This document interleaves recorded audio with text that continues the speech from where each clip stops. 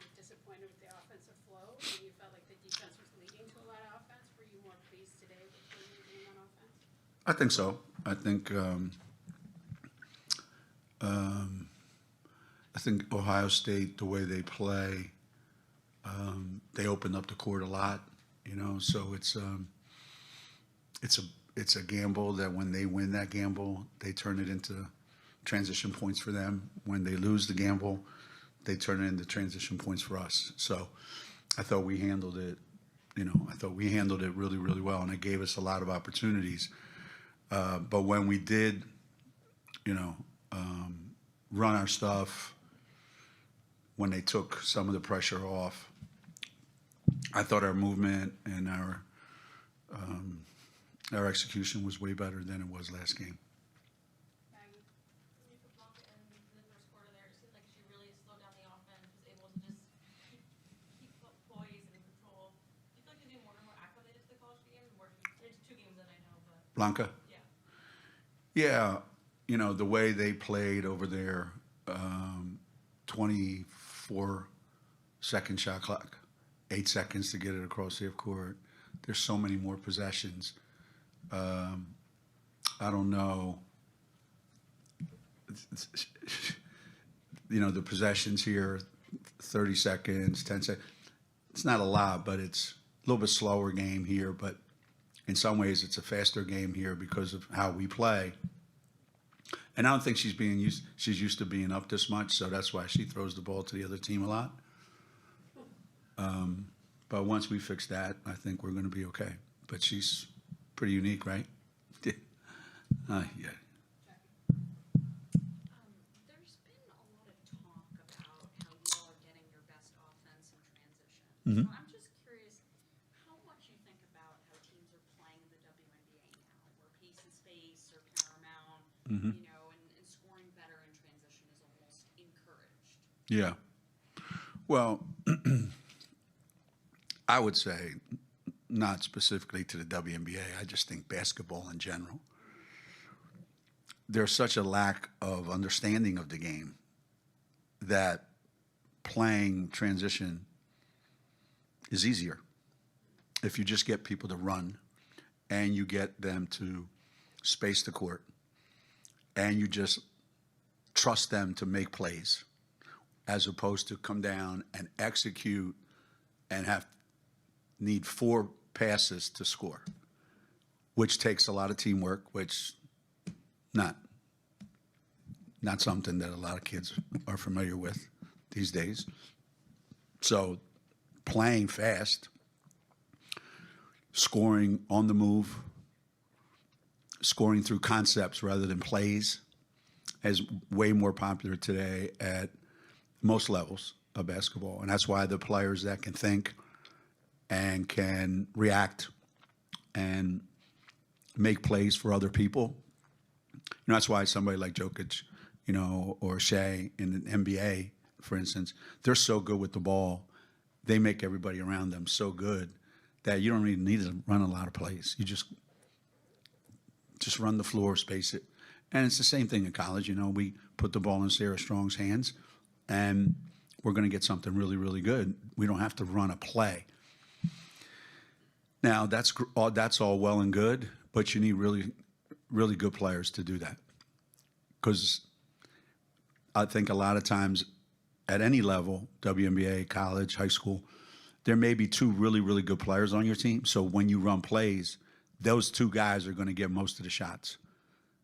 So when you play the way we play, I have no idea who's going to get most of the shots. The best players are going to get most of the shots.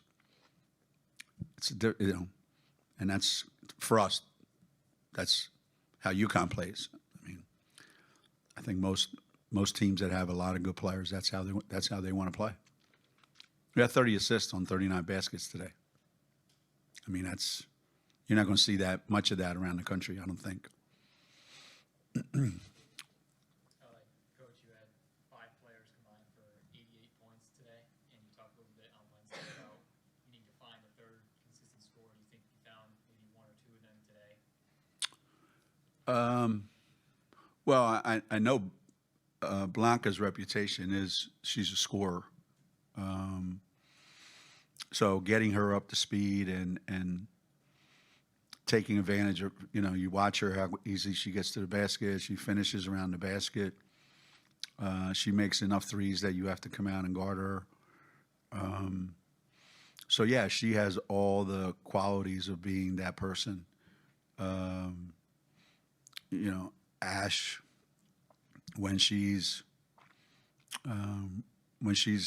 got it going, she's more of an in spurts kind of guy. So we've got more than just Azzy and Sarah. And I think Sarah Williams today was more aggressive and better than she has been. So we have a lot of candidates, but I think that's what all the best teams have. You ran a little bit of that Sarah Blanca lineup today. Just what did you like about that group having that bigger?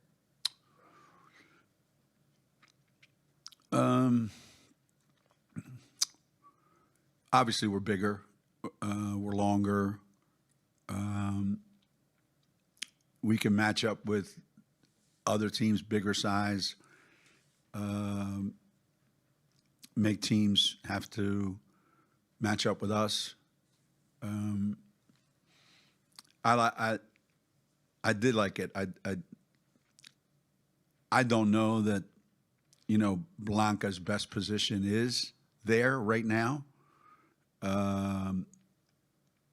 Blanca and Sarah together, where they're interchangeable. So we're still finding out, but for the time that they were together, those three, I thought it was pretty productive. You said during the preseason that every day you would come to practice excited to see what Sarah Strong could do that day. Was today pretty much an example of that? Yeah, I think when you watch what she does, it's pretty impressive, right?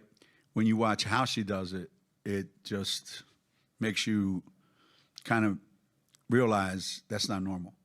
Most kids, you can tell they're working really hard to get their 30 points, 29 points. I don't know that she works really, really hard. I mean, it's not as easy as she makes it look, but it kind of is, because she just has such great body control. She has fantastic vision. She knows, how the game is being played and where her advantages are. And there isn't a shot on the floor she can't make.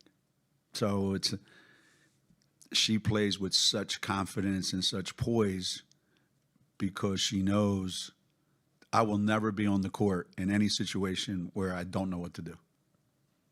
And that's pretty great luxury to have as a kid.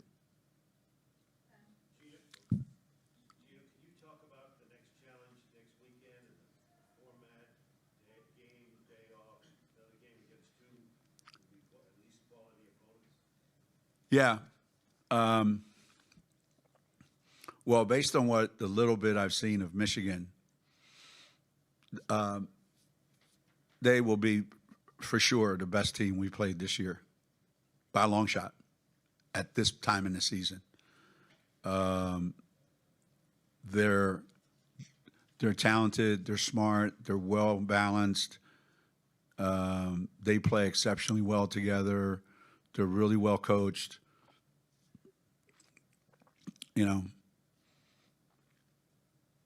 Yeah.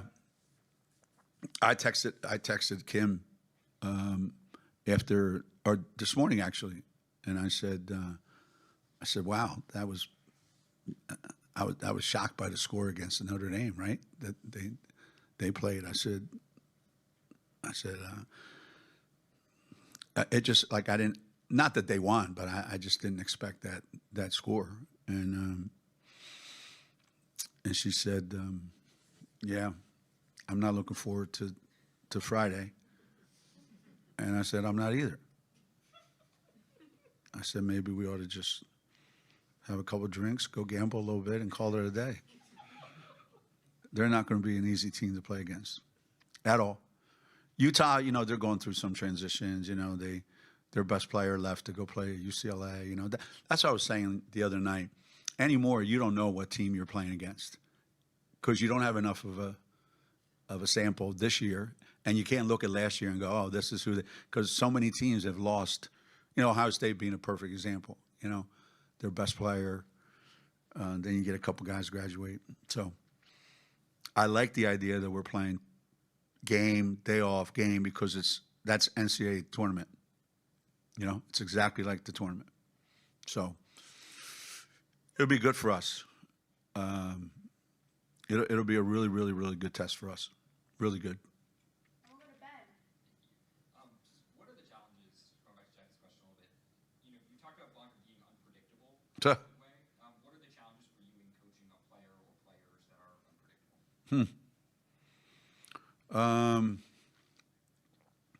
Well, I eventually get used to it. However, they have to get used to me not liking it. So unpredictable, meaning she might throw a pass that's a fantastic pass. And I'll be like, wow, I didn't know she could do that. Or she can get to the rim and have a finish that's really, wow, she looks like a pro, right? She's only 18 years old. So unpredictable in that way, wow. Unpredictable, and no human being could possibly throw that pass and think that it's a good pass. So what really is the challenge is the look on her face like, what is your problem? Like, I'm supposed to be understanding that this is how I play. So it's going to be a little bit of a battle. Like, I know this is how you play, but this is how I coach. So we're going to have to meet somewhere in the middle. But I wouldn't take anything away from her. I wouldn't tell her, stop doing this or stop doing that. Not at all.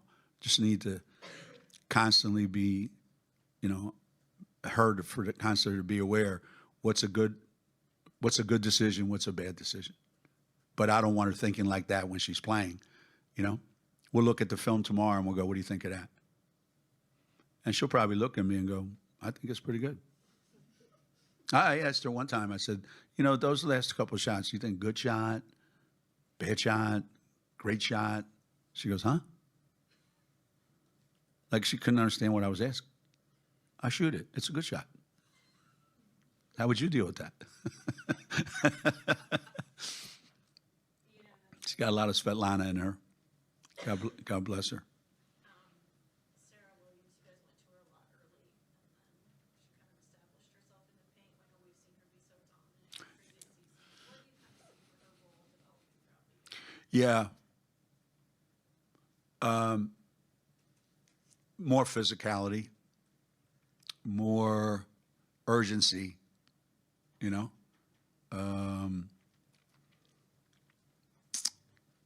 that first half, a little bit of second half. I think she can be a lot more of a factor defensively for us because she's quick enough and she's long enough. She just has to learn how to make more than one play at a time. Okay. I thought she did a great job getting position and making it easy for herself. I thought she started the game really aggressive. We talked a lot before the game about, I think there's going to be multiple times when we can put the ball on the floor and get to the basket, and she did that right away. So I want to say little by little, her minutes are going to keep going up and her productivity is going to keep going up. It just takes a little bit of time to get used to playing here. You watch Sarah Strong on the court, unless her teammate has a really big play, no expression change. Can you tell, like, before a game like this, okay, the other team's in for a big night because she's got it really just lit up like she did tonight, or is it, are you surprised like anyone else when she just does some of the things she does?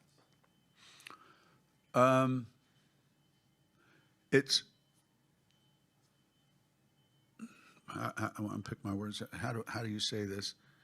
It's probably blasphemous, I guess is the best word I come up with, to say at this point that not a single thing that she does surprises me. What surprises me is how simple she makes the game look. I think if she wanted to, this would be a normal night for her. But I also think she likes, you see how many passes she throws where she could shoot and score. Yeah, there's, yeah. As coaches, we just kind of shake our head, and now, even in practice, we just we almost want her to be perfect. Not fair, but I wouldn't ask her to be if I didn't think she could. I don't know what the score was when she took that three from the corner. Maybe it was 30. I don't know. Maybe 7 minutes left in the, I forget when it was.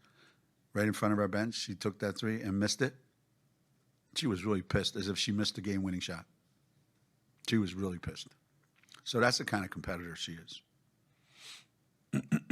You saw her dive on that loose ball in front of our bench, right? I have videos of Diana doing that, Maya doing that, Stewie doing that. Like, she's a great player who doesn't treat herself like that's not my job. Like, that's somebody else's job. My job is to score points. And yet there she is, right? So I'm just really proud of her right now. She's good. Going off kind of that whole point, when you think about her as a sophomore, compared to like Maya as a sophomore, Stewie, whoever, these great players as sophomores, how would you compare like your expectations or how you coach her, in her second year compared to them, like as they were entering their sophomore years too? I would say, like, those kinds of players, going as far back as, Jesus, Carrie Bascom, when she went from freshman year being pretty good to sophomore year being the Big East Player of the Year the next 3 years, you could almost see that they had this, the way they carried themselves was just different. Now, with them, there was no more looking around going, wow, I'm in college playing college basketball. I'm in UConn. There's this walking around of there isn't anything I can't do. They don't say it. They're not arrogant about it, but they just carry themselves in a way. And for me to coach players like that, Stewie was coming off a national championship as a freshman, and now she's in her sophomore year. You just, you try to temper it, like, should I expect way more? But they expect way more of themselves. That's what I would say right now about Sarah.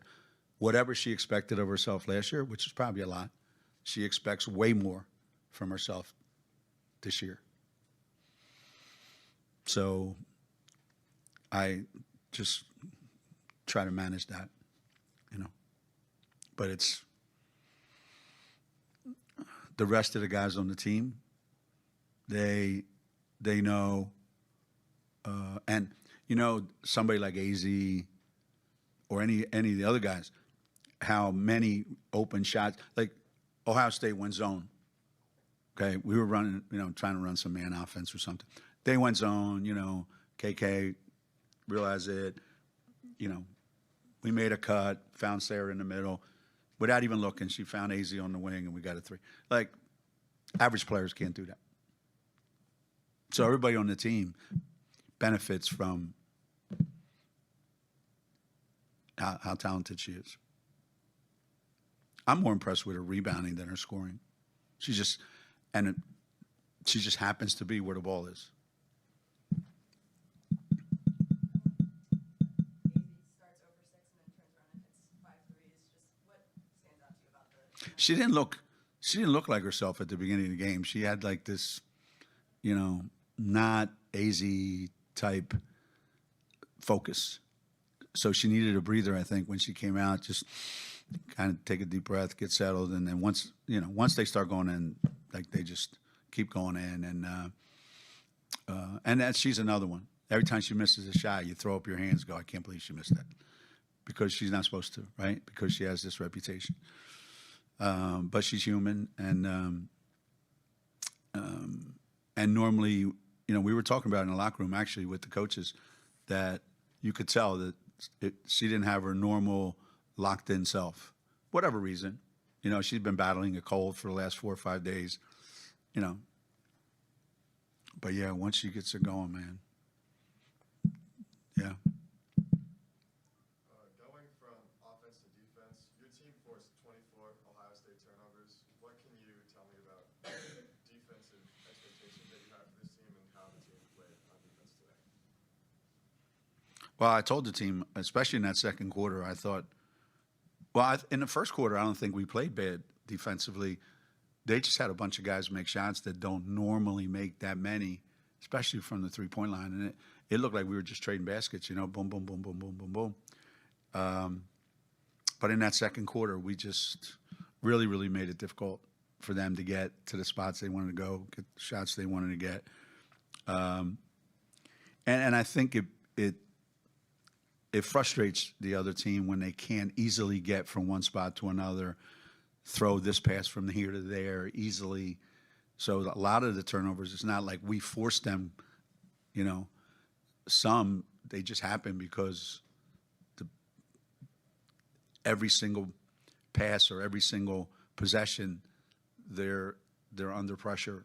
And I thought our guards did a great job of that on the perimeter. Johnny Cambridge is impossible to guard. I mean, I think she even told one of our guys one time, I'm going to go right over there and shoot a jump shot. And she did. Like, she just is that good, But I think we did a really, really good job forcing her into tough spots, because she had, I don't know, maybe 7 turnovers or something like that. Yeah, our defense has been really, really, really good. Better than I thought it would be this early in the season. Better than I thought it would be. Yeah.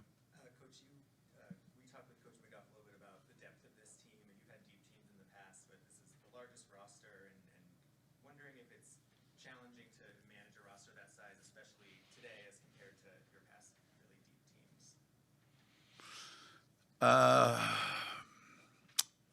It is.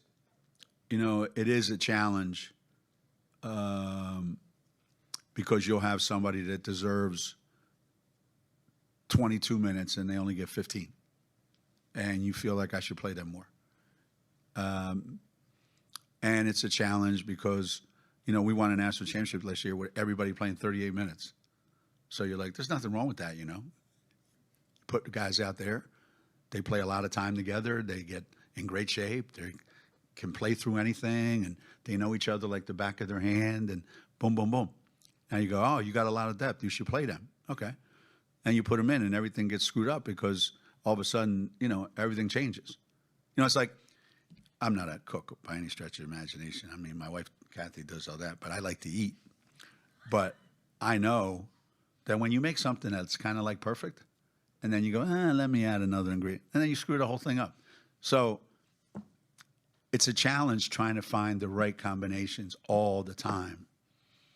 And we're not going to get it right all the time, but, I do want to see more people in more situations. So in the past, yeah, I kind of forgot how we did all that. I forgot how we did all that, Because realistically, I mean, 8, 9, 10 players, the whole game. I mean, every game, 10 players, double figure minutes. That's hard. That's hard, you know. NBA is 48 minutes. We got 40 minutes. It's 200 minutes. Yeah, it's hard. But it's a luxury, too, because somebody doesn't have it that night, move over, and somebody else will come in. That's the one luxury that you do have with that. Thanks, Coach. All right. Thank you, everybody.